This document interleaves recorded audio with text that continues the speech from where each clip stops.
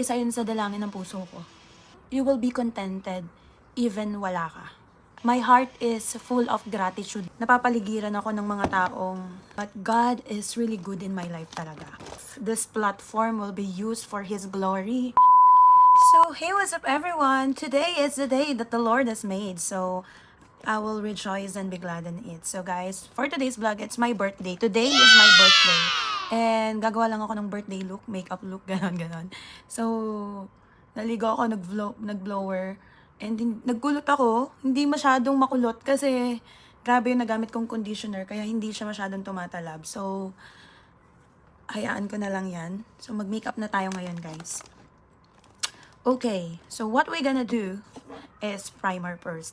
Alam nyo, I am really grateful to the Lord. Alam nyo bang 34 years old na ako ngayon. And it's been a while since, alam nyo yun, naramdaman ko na talagang tumatanda na tayo. Parang kailan lang guys, alam nyo, 19 years old ako nung dumating dito sa UAE. Pero, tingnan nyo, I'm on my 34 years old now. But God is really good in my life talaga. As in, sobrang grateful lang yung puso ko ngayon. Itong edad kong to na talagang umabot ako sa ganitong favor ng Lord. I am really grateful sa lahat ng mga pagpapala, mga blessings, mga pagpapalo, mga bagay na ipinagkakaloob niya kahit di ko hinihingi. Even dun sa mga bagay na tingin ko wala pa. Dahil may best siyang ibinigay.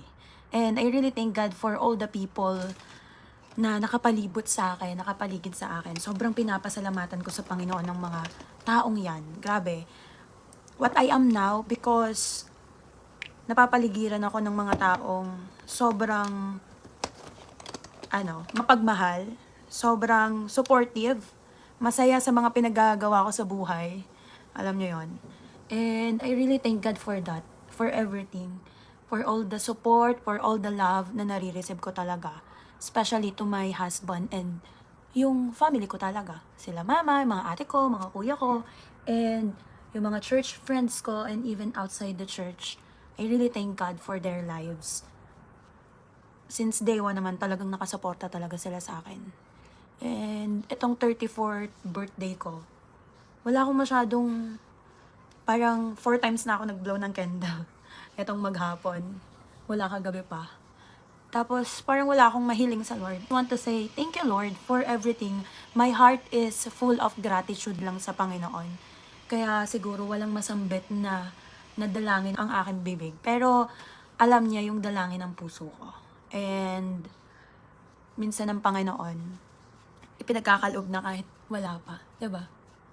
So, if I have something to tell everyone about my wishes is, maging magamit pa niya ako. Diba? Parang ang goal ko ngayon is, if this platform will be used for His glory, diba? Marami pang taong makakilala sa Kanya if He will allow me to use this platform. Diba? Why not? And, maging maayos yung bansa nating Pilipinas. Makulong yung mga nararapat makulong. And yung mga hindi, samahan ng Panginoon. Diba? I know He love our country, Philippines. Kaya, isa yun sa dalangin ng puso ko. Maging maayos ang bansa nating Pilipinas. Kaibahan lang kapag kilala natin ang Lord. You will be contented even wala ka. Alam mo yon, yung parang hindi mo nararamdaman na wala ka ng mga bagay na yon dahil kontento ka. At yun yung pinaparamdam sa'yo ng Panginoon. You're contented at parang nag-uumapaw ka pa. And that's the gift na ipinagkakaloob din ng Lord. Dahil naglilingkod ka at naniniwala at nananampalataya sa Kanya. Actually, wala akong peg sa magiging look ko ngayon, guys. Gusto ko lang mag-makeup. Gusto ko lang umaura. And nagpa-deliver din kasi sa akin ng cake si Cream One. Tapos si For the Cup, nagbigay din ng food. So sobrang blessed ko, diba? Actually, there's a lot of people inviting me having dinner outside. Kaya lang, dahil sa mga bagay-bagay. Parang dahil nung birthday mismo ni Rodney exactly, kami dalawa lang yung magkasama. Parang okay na din na kami na lang muna ulit, 'di ba? So, I am really grateful naman and very na-appreciate ko yung mga taong, alam niyo yun, birthday ko, pero sila yung magtitreat sa akin. At nagpapasalamat ako sa Lord sa life nila. And I just enjoy my day to day. Alam niyo, na-enjoy ko siyang nagpapahinga. Nanood ng mga palabas, nagbasa ng Bible, natulog, nagpray, nanalangin. Nagiging emotional ako. Ano ba yan? Wala, sobrang grateful lang talaga ako sa Lord. He is really good in my life talaga. Even my YouTube friends, diba? Yung mga birthday greetings, akala ko hindi na uso yun. Panahon pa ni Kopong-Kopong nang ginagawa namin yun. Pero, I have friend na talagang nangulit na naman ng mga tao. I am so thankful to God for everything. Yan lang. Di din ako, actually may invites ako ngayon, guys. I supposed to have dinner sa grand opening ng isang restaurant sa Ross Hotel in Albarcia. Last week, nag-say yes ako. Then parang na-feel ko na parang ayoko talagang lumabas din ngayon. Ngayong mismong birthday ko. And I think okay lang din naman yun, diba? Na yung birthday ko maging me time ko together with my husband. Hindi siya naging madali. But I saw that God provided, guided, and protected me talaga. In all aspects of my life, He's there.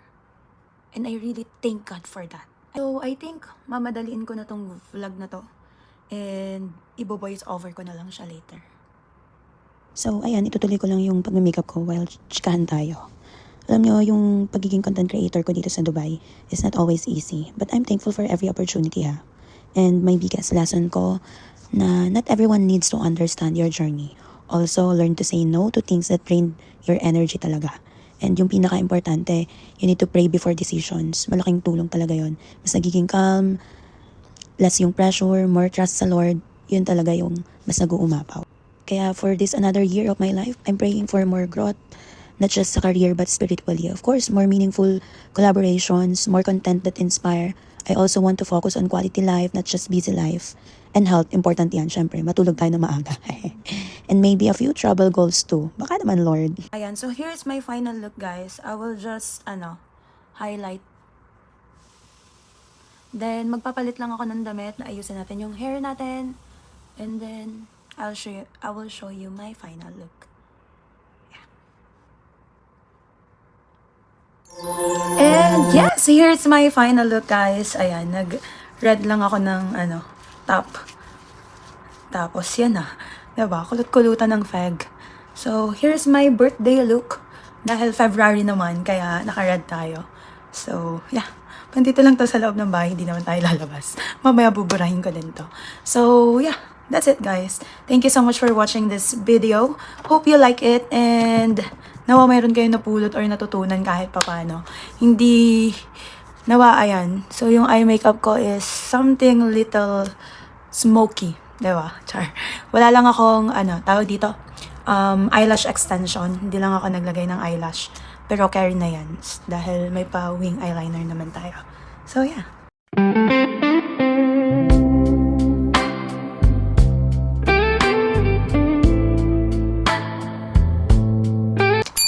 Bye!